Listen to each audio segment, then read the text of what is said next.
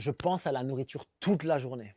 Qu'est-ce que je fais? Je vais te donner plusieurs pistes parce que je sais que c'est difficile. La première chose, c'est que si tu penses à manger tout le temps, c'est peut-être qu'il te manque certains nutriments. C'est peut-être que tes repas ne sont pas assez nutritifs. Donc la première chose qu'on va faire, c'est t'assurer de prendre des repas qui vont te garder une forme de satiété pendant au moins 4 heures.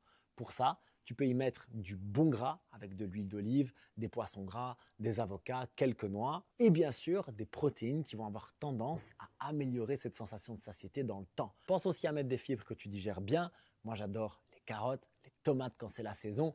À toi de voir ce que tu veux mettre, mais quelques légumes ou quelques tubercules, ça peut aider à te faire un meilleur repas complet et à t'apaiser pour les heures qui suivent. La deuxième chose, c'est que peut-être comme moi à une époque, tu as une dépendance émotionnelle à l'alimentation. Ça veut dire que manger quelque part t'apaise d'une manière, que ce soit ta colère, ta frustration, ton anxiété, ta tristesse, peu importe, tu as appris à compenser ça en mangeant. Et ça, tu ne vas pas t'en séparer en une fois. Mais il y a un truc qui a tout changé pour moi, ça a été d'apprendre à jeûner. Le jour où j'ai pu jeûner 16 heures, 20 heures et jusqu'à 3 jours complets, je me suis rendu compte à quel point je n'avais pas besoin de l'alimentation pour fonctionner. Je ne dis pas que tu dois jeûner à ce point-là tout le temps.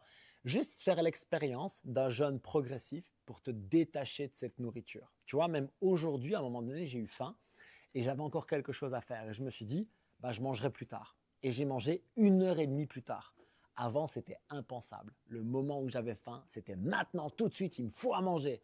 Et ça crée une forme de dépendance, de stress aussi, qui pour moi n'est pas très sain. Et pour terminer, je me permets un partage personnel qui est que toute cette frustration, cette anxiété, cette colère, etc., il y a d'autres manières de l'exprimer plutôt que de le garder à l'intérieur et de le remplir ou de le masquer avec de la nourriture. Ça va être peut-être le fait d'en parler, peut-être le fait de passer à l'action ou pour certaines choses, le simple fait de les laisser aller. En tous les cas, l'idée, c'est de prendre ça en main plutôt que de le subir et de l'éteindre en mangeant.